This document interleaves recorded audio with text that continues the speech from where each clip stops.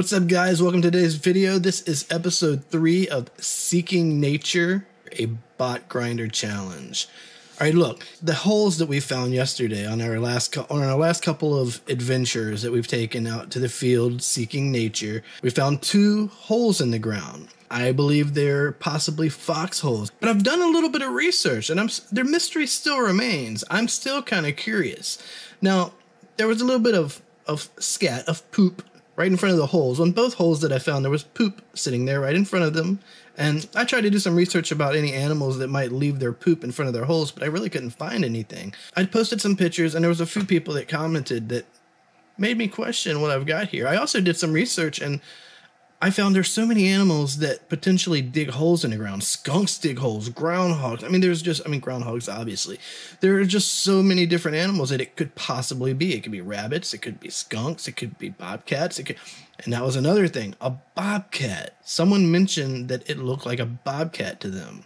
And after comparing the poops of fox, which most poop that I saw of fox when I did my research was all stringy and twisted looking. This didn't look like that. It was pretty firm, pretty solid, and it actually resembled a little more of either a groundhog or a bobcat. Strangely, I guess groundhog poop is kind of canine looking for some reason. It's strange.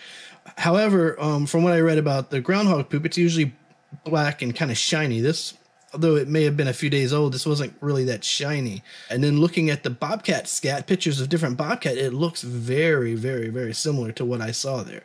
So we could have a bobcat den right there. It's very possible. But anyways, all that being said, I did some research. The mystery is still alive. We don't know what it is. It could be a bobcat. It could be a groundhog. It could be a fox. It could be a mole, a big giant mole. Who knows? But I think we're going to kind of investigate it a little bit more today. This Botgrinder challenge is a week long. You know, I have all week to figure out how I'm going to capture nature on my drone. But I had this idea today. See, at home, I've got this cool little thing right here. This is called, what is it called? It's called a Primos Predator Collar. And basically what it does is you take it and you strap it on to something out there. You turn it on. And then you've got this little remote, which works from about 150 feet away. And what you do is you push a button. Yeah. I can adjust the volume.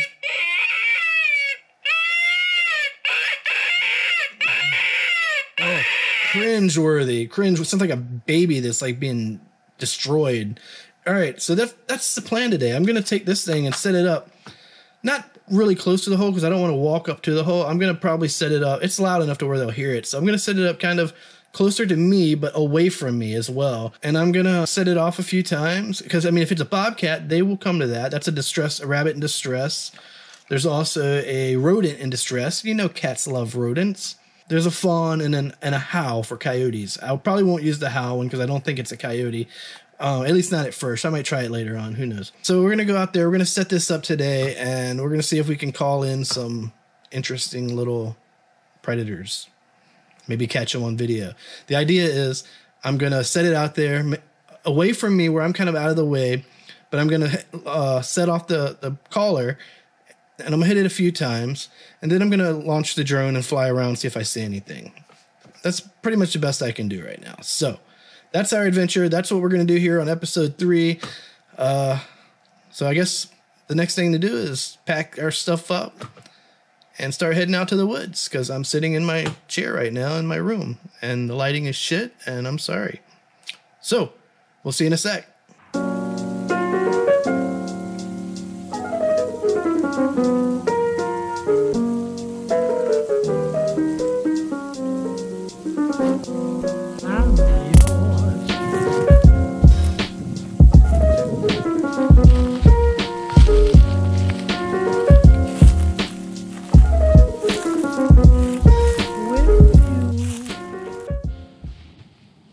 There are deer everywhere.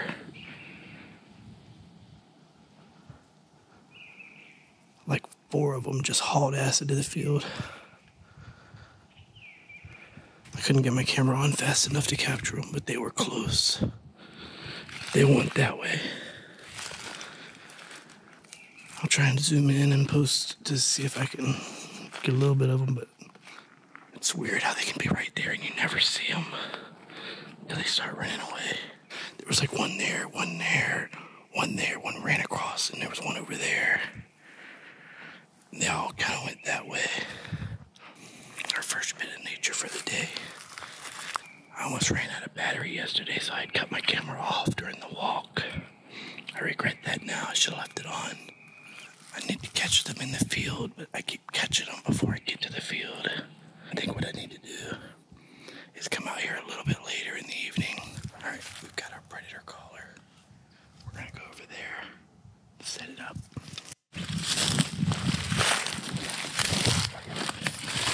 All right, this is as good a spot as any.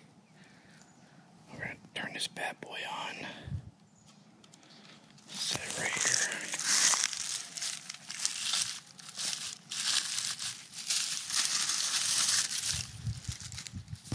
And we're going to mosey back over here to the car.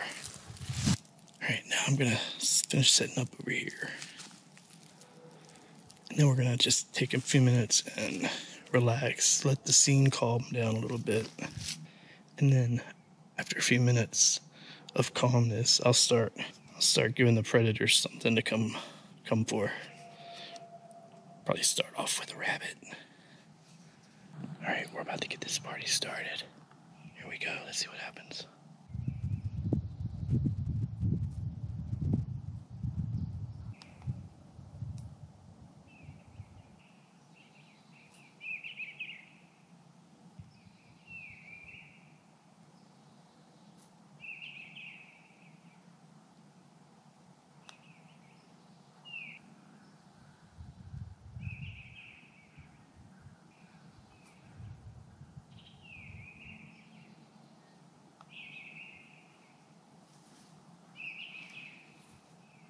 Alright, gave it a couple blips, but I'm not hearing anything, so I think it needs to be in a more visible area. So what I'm going to do is wrap it up on one of those trees over there. That way it's up where I've got a good visual line of sight to it.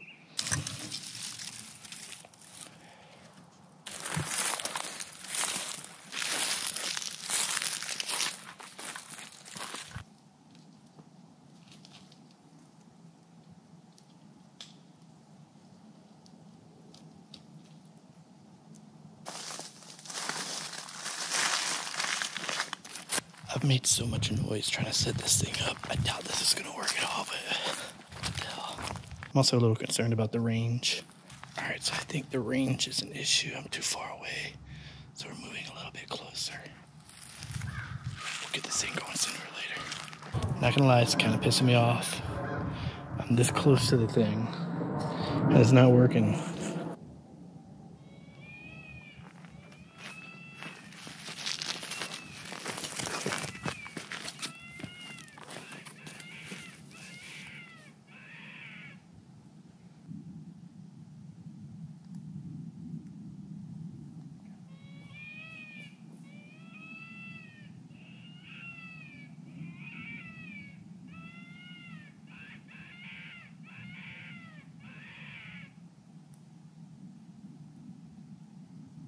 I'm just gonna grab the thing, bring it back over there with me.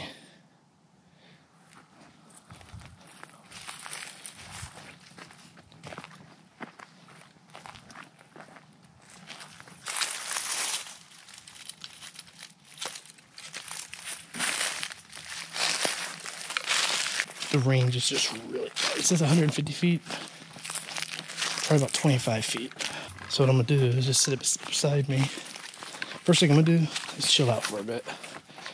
Let it cool back down, let it quiet down. Then I'm gonna set this right behind me. And we'll set it off. And wait, and set it off and wait. And if we see something, we fly. If we don't see anything after a few minutes, then I don't know, we'll go from there. But that's where we're at. All right, we're about to set it off. I'm gonna walk over there, cut it on real quick. Come back over here and sit for a minute. And we're gonna try this again.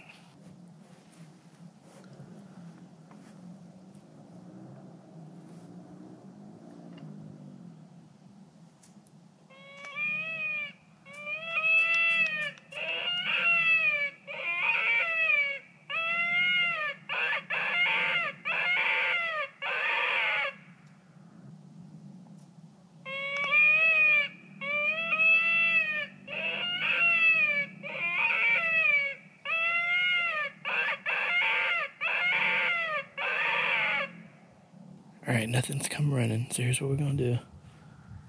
I came here to fly after all, so we're gonna put this bird in the sky.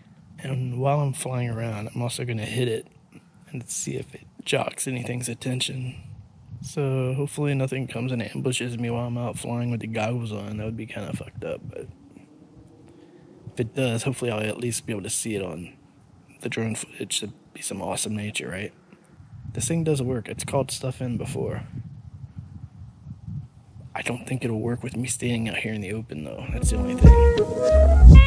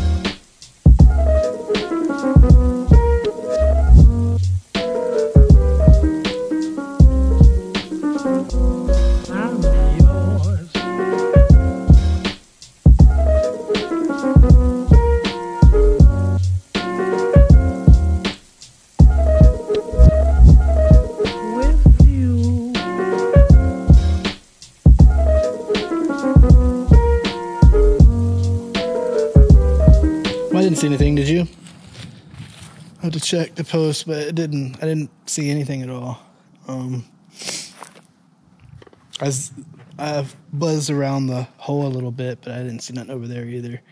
So, I don't know. There's a big crash over there. Big crash. Almost like something fell out of the fucking tree. I don't know what it was, but it's scary. I'm gonna go investigate, of course. I mean, it's very possible a tree fell. But it was random as fuck if it did. It came from right around here.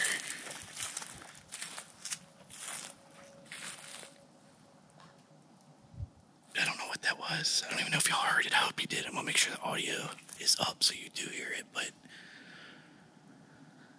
something big busted through some trees just a second ago. Big. It was a big crash. I think I was being stalked while I was flying. Alright, I'm swapping over to my phone for a minute. I don't know what that was. I was standing over there talking a little louder than I was. This was the first time I started talking after I landed. And all of a sudden, I think when whatever it was heard me, it booked ass out of here. And it made a lot of noise when it did it. It literally sounded like it was in the trees. So a bobcat, very big possibility. Look, I know y'all didn't see that nature, but I'm hoping I can adjust the audio so that you could at least hear it. That was nature. We seeked nature. We found nature. Not a whole lot of it today. Not like I wanted it to, but I'm pretty sure we called something in and it just made a lot of ruckus over there. I really hope I can get that audio to play. I expected it to come from that way, or from the woods over there, or from the field. I didn't expect it to come from behind me, or from over there. But it damn sure did. We're gonna swap packs and put another one in the air. And I'm gonna keep on hitting this damn collar too, because why not? Alright, here we go.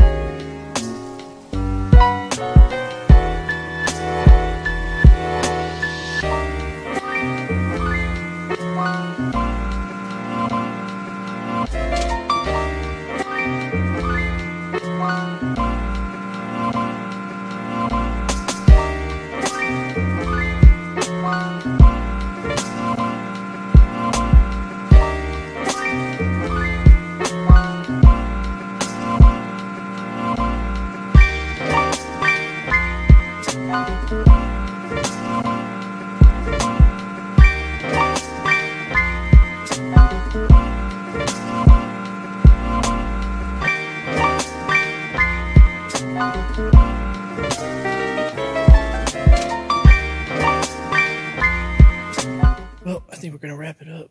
Nothing's going on at all, so... Well, unfortunately, that was not the best episode of Seeking Nature. Sadly, we did not find very much nature. To be fair, we haven't really found much nature on either day. Just little traces of nature. This is day 3, the 3rd episode. Maybe we'll have better luck on the 4th. I don't know. I'm going to think about it, though. Figure out how we can make this better and more successful. We've got a few days. We heard something in the woods. Pretty sure that was something to do with nature. But anyways, guys, I guess that's going to wrap it up for this episode. Same place, same time tomorrow for episode 4. Maybe we'll get lucky. Till then, guys. Caps out.